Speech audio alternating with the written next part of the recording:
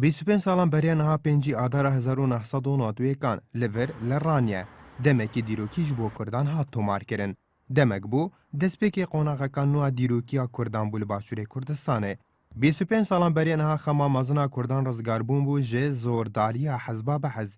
ژبەرڤەیەکی پشتی یەکەم زەنگا ڕاپەرینە هاتە لێدان دەمێکی کووردا پرانیا باژار و باژارۆکان ڤەگرت لە 21 ئادارێ بەرزگارکردنا کەرکووکێ داوی پێهات لێدنهادا و پشتی دەربازبوونا 25 ساڵان بەسەر سەرهێڵدانەی خەمامەزنا وڵاتیان هاتیە گوهارتن دنهادا خەمامەزن نەبوونا پارە و دادپەروەریە جوواکیە خەمەک کو لە پشتی سەرهێڵدانە کریزێندارایی ڤەت تەخوچینên جودایên herêmê ڕۆژانە ji pê xemetwêyekê xwe nîşandan û girevgirtinan encam didin 25 ساڵان بەریانەها li ser demê serhêldanê da Kurd li başûrê Kurdistanê li hemû demekî zêdetir hevdûgirtî bûn û li hemû demekî jî bêtir gejbîn bûn bi dahatî lê dinhadanekûkiyên siyasî bal bi ser Herêma Kurdistanê da kêşaye welatiyên nerazîtirin li her demekî de dinhada piraniya alên siyasî danboyekê danayek û li 25 salên derbasbûyî şaştiyên zor kirine di îdaredana Herêma Kurdistanê û ji derê wan krîzên niha ji bo şêwazê xirapiya îdaredana herêmê di derbasbûyî de vedgerînin hin ji rexnegiran dewê bawerê dane evên piştî serhêldanê bûyîne desaladar bi ser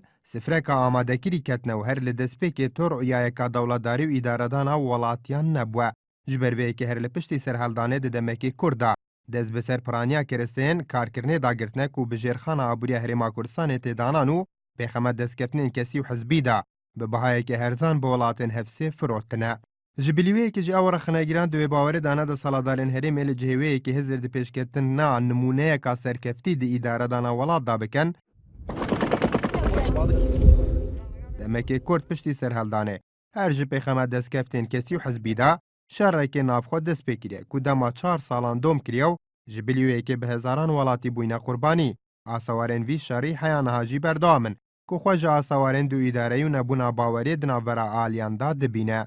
piştî derbasbûna 25 salan bi ser serhêldanê da rexnegirtin ji xirapiya îdaredana sinûrên Herêma Kurdistanê jî derbas kiriye û di nihada kêmnînên ew kesên di beşên dinên Kurdistanê jî rexne ji xirapiya îdaredana Herêma Kurdistanê digirin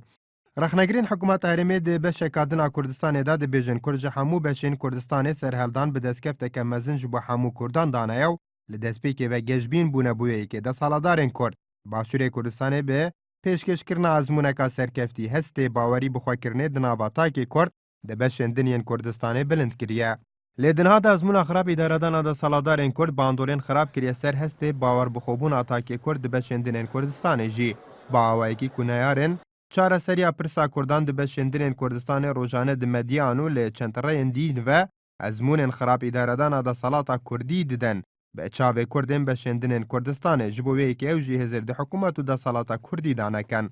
zêdebarê hemû kêmûkasiyan piştî derbasbûna 25 salan li rwangeha piraniya welatiyên serhêldana 1992 qonaxeka pirşingdar e di dîroka Kurdan da û destkeftên mezin jî ji bo Kurdan bi dûfxwara bûn lê binêrîna beşek ji çavdiran di qonaxa niha da û di bîranîna 25 saliya serhêldana giring ew e hemû alî bi çavekê rexnegiran e bê derbasbûyî de bi xwe da biçin û îdî di derbasbûyî da ti jî ji hevrîkên netendurist nemîne û bi encamdana çaksazî û rastvekirina şaştiyan hîvî û gejbîniyê ji bo welatiyan vegerînin